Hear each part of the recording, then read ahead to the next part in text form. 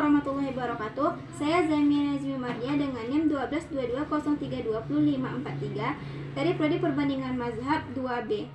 Saya akan menjawab hasil UTS ilmu kalam. Yang pertama jelaskan sejarah munculnya firqah kalam dalam Islam. Berikut diuraikan sejarah perkembangan setiap paham dan aliran yang ada di dalamnya. Ketika Nabi Muhammad SAW mulai menyiarkan ajaran Islam di Mekah, kota ini memiliki sistem kemasyarakatan yang terletak di bawah pimpinan suku bangsa Quraisy. Sistem pemerintahan kala itu dijalankan melalui majelis yang anggotanya terdiri atas kepala-kepala suku yang dipilih menurut kekayaan dan pengaruh mereka dalam masyarakat. Tetapi pada saat Nabi Muhammad SAW diangkat sebagai pemimpin, beliau mendapat perlawanan dari kelompok-kelompok pedagang yang mempunyai solidaritas kuat demi menjaga kepentingan bisnisnya.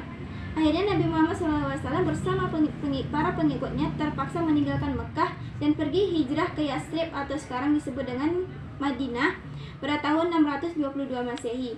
Ketika masih di Mekah, Nabi Muhammad SAW hanya menjadi pemimpin agama.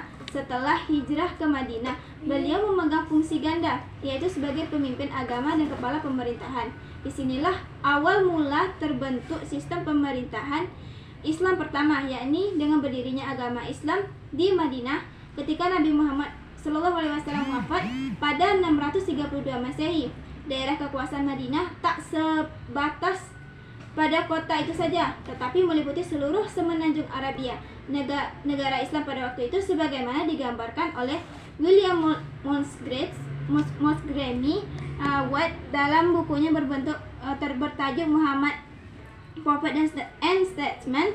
Sudah merupakan komunitas berkumpulnya suku-suku bangsa Arab.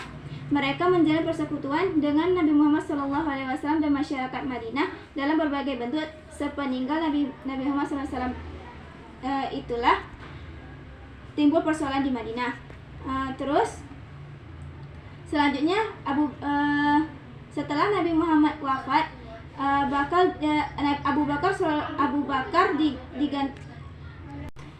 Dari sinilah mulai bermunculan berbagai pendapat umat Islam. Sejarah meriwayatkan bahwa Abu Bakar As-Siddiqlah yang disetujui oleh umat Islam ketika itu untuk menjadi pengganti Nabi Muhammad dalam mengapalai Madinah. Selanjutnya diganti oleh Abu Bakar dan diganti oleh Umar bin Khattab. Kemudian setelah Umar dan digantikan oleh Utsman bin Affan. Selanjutnya yaitu analisa tentang doktrin Khawarij dan Murji'ah tentang mukmin yang melakukan dosa besar. Jadi, menurut dari yang saya analisa, bahwa doktrin Khawarij tentang mukmin yang melakukan dosa besar itu adalah orang yang melakukan dosa besar atau salah satu dosa besar hukumnya kafir, karena mereka dianggap keluar dari agama Islam dan kekal di dalam neraka bersama-sama dengan orang kafir. Alasannya bahwa iblis hanya sekali melakukan dosa besar, yakni ketika diperintahkan untuk bersujud kepada Adam dan iblis enggan melakukannya. Sedangkan pada golongan Murji'ah, mereka memiliki dua pendapat, yaitu golongan moderat berpendapat bahwa orang yang berdosa besar bukanlah kafir dan tidak kekal dalam neraka, tetapi akan dihukum dalam neraka sesuai dengan besarnya dosa yang dia lakukan, dan kemungkinan Tuhan akan mengampuni dosanya. Oleh karena itu, tidak akan masuk neraka sama sekali. Sedangkan golongan ekstrim berpendapat bahwa orang Islam yang percaya pada Tuhan dan kemudian menyatakan kekufurannya secara lisan tidaklah menjadi kafir, karena iman dan kufur tempatnya hanya dalam hati, bahkan tidak menjadikannya kafir. Sungguh pun mereka menyembah berhala, menjalankan ajaran-ajaran agama Yahudi atau agama Kristen, dengan menyembah salib, menyatakan percaya pada Trinitas dan kemudian mati. Orang yang demikian bagi Allah tetap merupakan seorang mukmin yang sempurna imannya. Selanjutnya yaitu apa saja doktrin teologi firqah Syiah yang menunjukkan kesesatannya.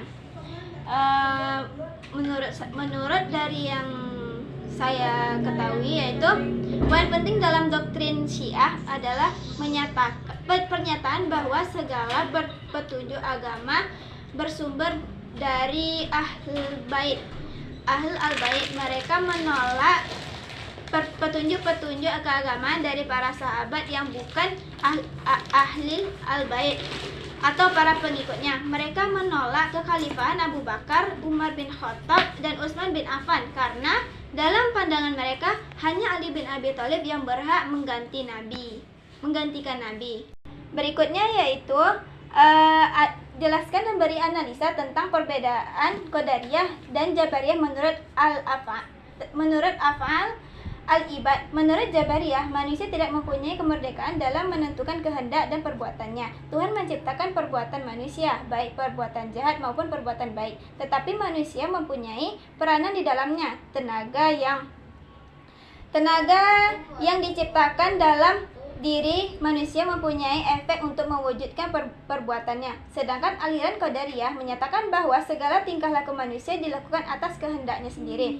Manusia mempunyai kewenangan untuk melakukan segala perbuatannya atas kehendaknya sendiri, baik itu perbuatan baik maupun perbuatan jahat. Karena itu, ia berhak menentukan pahala atas kebaikan yang dilakukannya dan juga berhak memperoleh hukuman atas kejahatan yang telah ia perbuat. Baiklah, selanjutnya yaitu jelaskan doktrin Firqah Mu'tazilah atau al-usul al-khamsah dan berikan analisa ringkas. Firqah Mu'tazilah adalah salah satu aliran teologis dalam Islam yang muncul pada abad ke-8 Masehi. Mereka mengadopsi pendekatan rasional dan logis dalam memahami ajaran agama dan memecahkan masalah teologis. Salah satu doktrin utama yang dipegang oleh Mu'tazilah adalah al-usul al-khamsah, yang berarti 5 prinsip dasar. Berikut adalah penjelasan singkat tentang 5 prinsip dasar tersebut, yaitu at-tauhid atau keesaan Allah. Mu'tazilah menganggap keesaan Allah sebagai prinsip dasar yang penting. Mereka menekankan bahwa Allah adalah satu-satunya Tuhan yang tidak memiliki rekan atau mitra dalam keesaan. Selanjutnya yaitu al-adl atau keadilan Allah. Prinsip keadilan Allah menunjukkan bahwa Allah adil dalam semua perintahnya dan hukumannya. Mu'tazilah berpendapat bahwa Allah tidak akan memerintahkan atau melarang sesuatu tanpa alasan yang adil. Selanjutnya yaitu al-wa'ad wa al-wa'id atau janji dan ancaman Allah. Prinsip ini menunjukkan bahwa Allah memberikan janji dan ancaman yang besar terhadap perbuatan manusia. Mu'tazilah meyakini bahwa Allah akan memenuhi janjinya kepada orang-orang yang beriman dan mengancam dengan hukuman bagi orang-orang yang berbuat dosa.